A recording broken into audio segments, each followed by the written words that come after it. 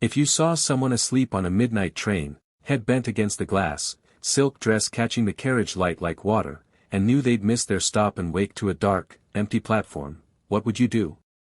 Would you look away? Or would you become the person you hope someone would be for your sister, your mother, your friend? This is a story about a choice on a moving train and the way a small courage can change two lives going very different directions. The train hummed like a tired lullaby as it cut through the city's midnight spine. Neon lights smudged against the windows, raindrops chasing each other down the glass. Camel sat in the last carriage, fingers wrapped around a lukewarm paper cup of coffee he didn't really want.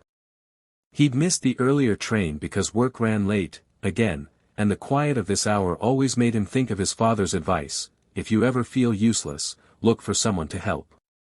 The feeling passes when your hands are busy. He was thinking of that when he noticed her. She had slipped into the seat across the aisle 2 stops ago, a young woman dressed in a long silk dress the color of moonlight. It pooled around her knees, whispering when the train rocked. There was a smudge of makeup near her temple, like she'd brushed away a yawn and forgot to check the mirror.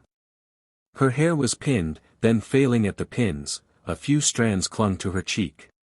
She fought sleep for a while, head jerking upright at each jolt, then finally surrendered, tucking her chin into her scarf and drifting off.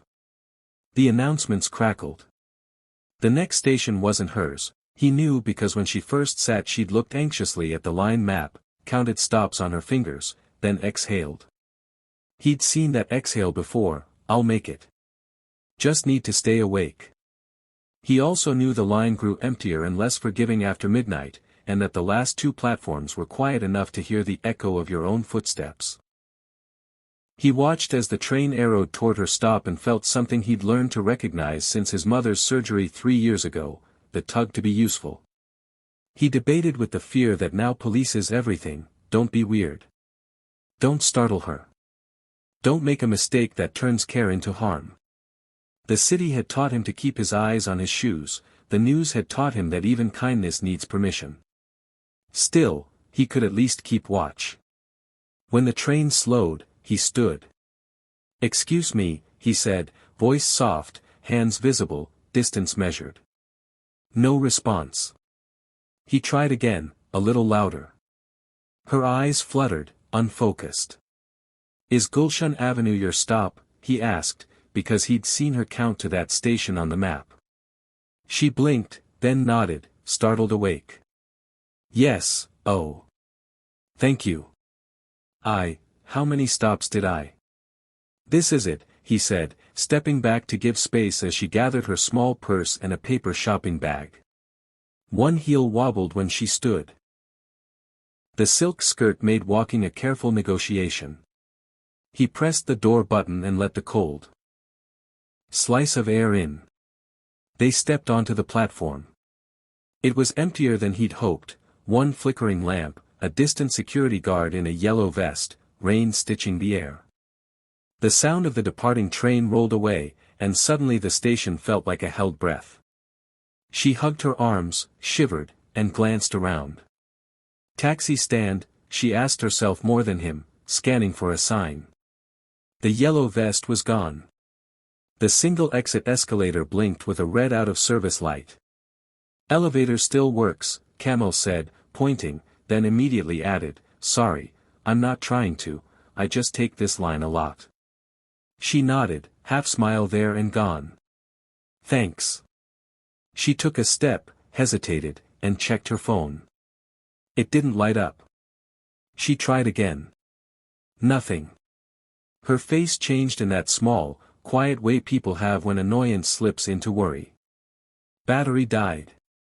She laughed at herself. Classic.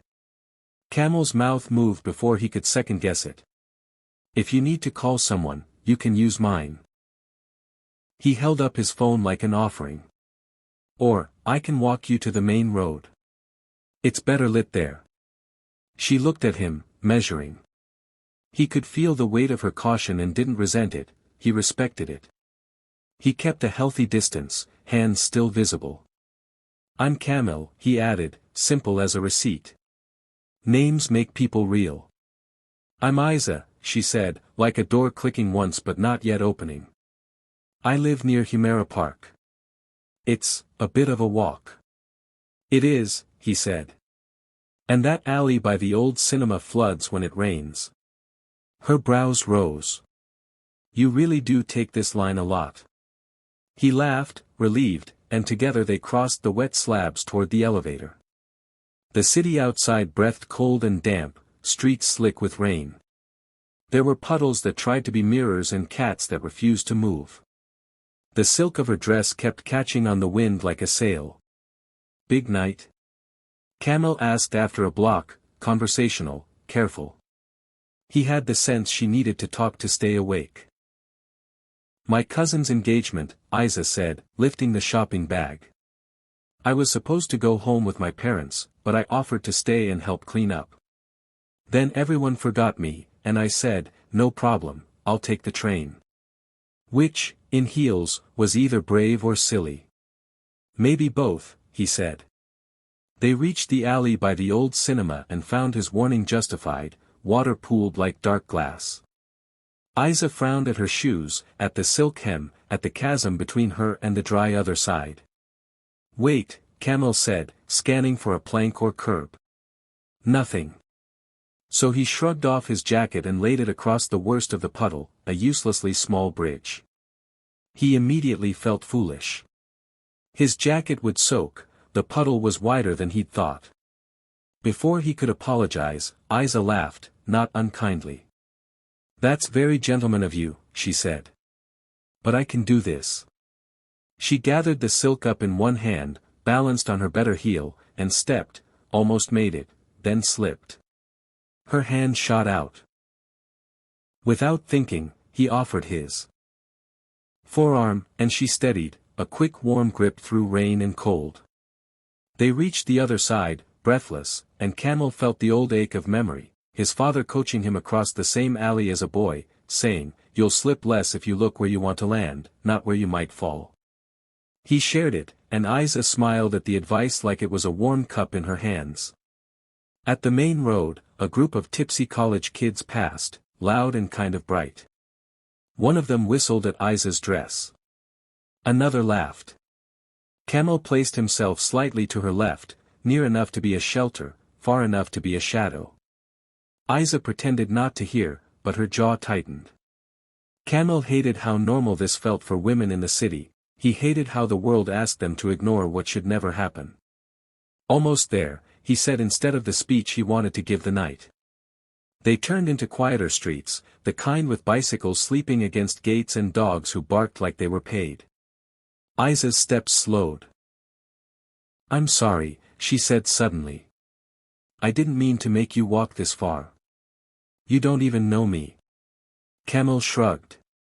Maybe the city works if we act like we do. She looked at him again, longer this time. You talk like someone's dad. I am someone's son, he said softly. Mine's gone. But he gave me traditions. What kind? Small ones. Never let an elevator door close on someone running for it. Carry spare tissues. Call your mother back even if you have nothing to say. And if someone falls asleep on a train and their stop is coming, wake them, kindly. Good traditions, she said. I lost my brother last year. He used to wait at the gate when I came home late and pretend he was the world's strictest doorman. I miss being expected. The rain softened around them, like it understood. They turned onto Isa's lane, narrow, familiar. She pointed to a blue gate with a crooked number plate. That's me. Her voice trembled with relief. Then her face fell. The power was out on the street. Only a candle flickered in a neighbor's window. She patted her purse, no keys. She checked again. Nothing. Her shoulders sank. I left my keys at my aunt's, she groaned. My parents sleep like the righteous. They'll never hear the bell. Camille looked at the gate. Old. Tall. He remembered being 14 and climbing every gate in this neighborhood like a cat. I can ring until the neighbors complain, he offered. Or, do you trust me to try the back wall? It's lower. I can check if a window is open so you can climb, if that's something you'd want. Or we can call your aunt from my phone. Isa chewed her lip. My aunts might be asleep. And the last time I climbed anything in a silk dress was, never. She smiled, embarrassed and amused at once. Maybe ring. Then call. If that fails, be ridiculous. They tried the bell. Dogs protested. Silence inside. They tried again. Nothing. Camel dialed the aunt's number from Isa's whispered memory. No answer. Another try. No answer. Okay, Isa said, taking a breath that had laughter hiding in it. Let's be ridiculous. Behind the house, the alley was narrow and littered with wet leaves. The back wall crouched at a maybe doable height. Camel tried it first, hands stinging with cold, slipped once, then found purchase, swung over, and landed softly. He kept his feet loud so Isa could hear where he was. In the small back garden, potted basil smelled like a remembered kitchen. A window in the pantry stood unlatched, blessed the forgetfulness of fathers who like midnight snacks. He hesitated, then called softly. Isa, pantry windows open. Do you want me to come back and help you in, or should I go ring from inside? Your call. Inside, she said after a beat. Please. I'll wait by the front gate. He moved through the dark like someone trying on a stranger's shoes. He found the kitchen and the hallway and the familiar family clutter, shoes by the door, framed school pictures, a coat rack shaped like an antler. He kept his eyes lowered, respectful as you can be in someone else's house at 1 a.m. He found the inner bolt, slid it open, then the heavy front door latch. The door swung. Isa stood on the threshold, rain making a halo of her hair, silk dress now a soft memory of its earlier shine.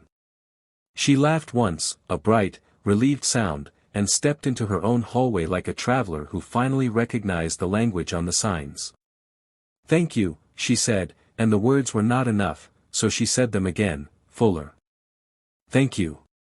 Get warm, he said, stepping back into the night. And charge your phone. And tell your brother, if you have one, that he needs to resume doorman duties. She flinched, then smiled at the ceiling. I'll tell him anyway, she said. He listens in his own way. Camel nodded. Good night, Isa. She caught his sleeve. Wait. Let me. Can I at least make you tea?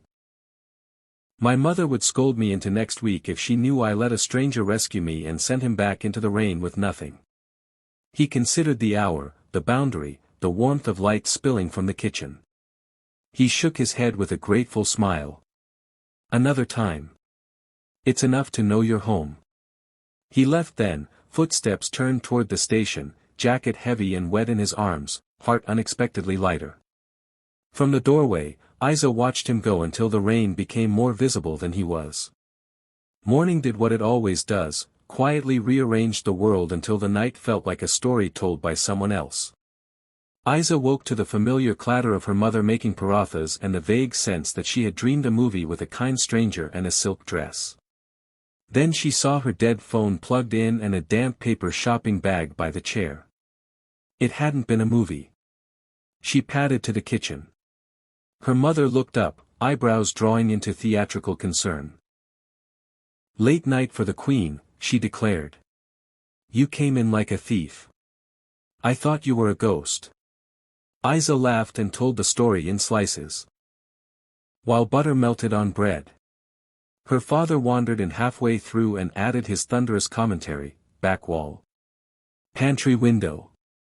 That latch. I told you we should fix, while simultaneously beaming with the helpless gratitude of a father whose child made it home safe. When she finished, Isa's mother touched her cheek, eyes glossy. Some people still carry light, she said. We should thank him. I didn't get his last name, Isa admitted. Only, Camel. The city is big until it isn't. Isa went to work, half-day at the gallery, where framed photographs made every ordinary moment look like art, and she watched the door reflexively, silly and hopeful. She wondered if that was missing the point of the kindness, to turn it into a coincidence chasing a romance. Kindness is allowed to be a complete thing. At lunchtime, the door swung and the rainwalker from last night stepped into the white brightness of the gallery, very real, very mortal, carrying a folded paper bag. He looked surprised to see her, surprised to see him. "I'm not stalking you," he said quickly, hands up with a small smile. "My office is above the laundromat next door.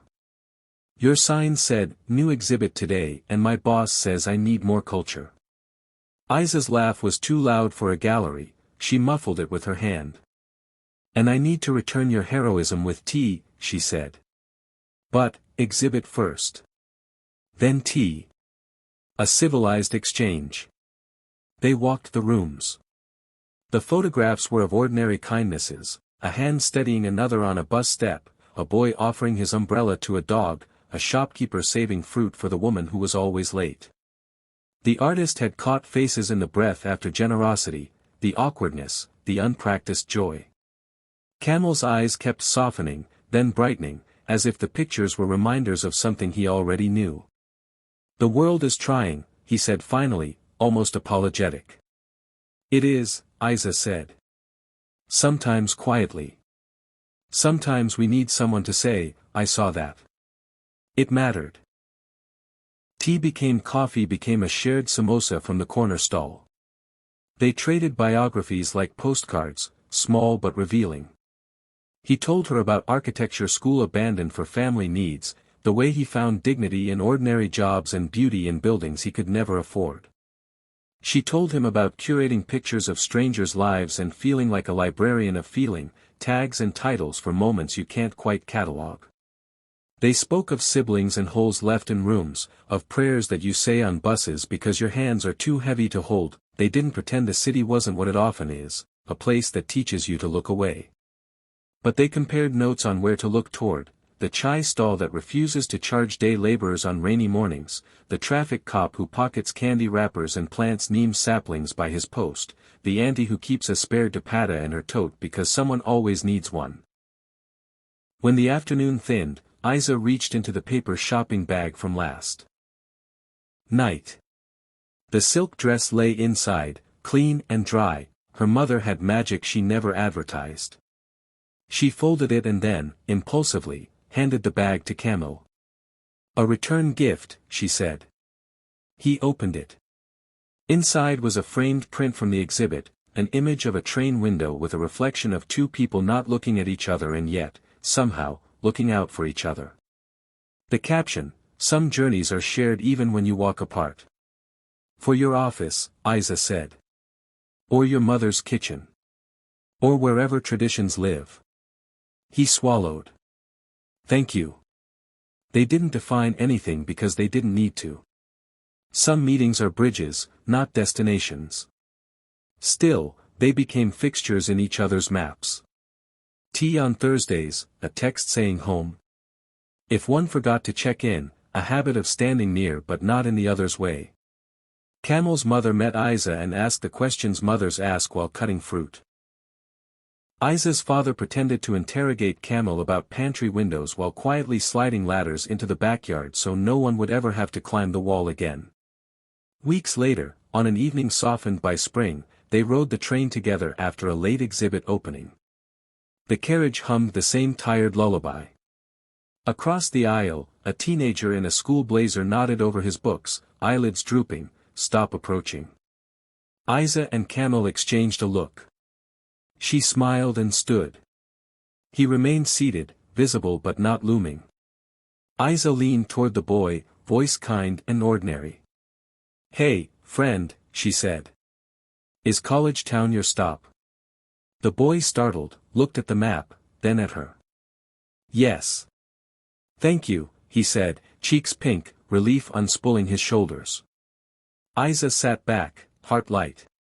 Camel nudged her knee with his. "Good traditions," he murmured. "The best," she said.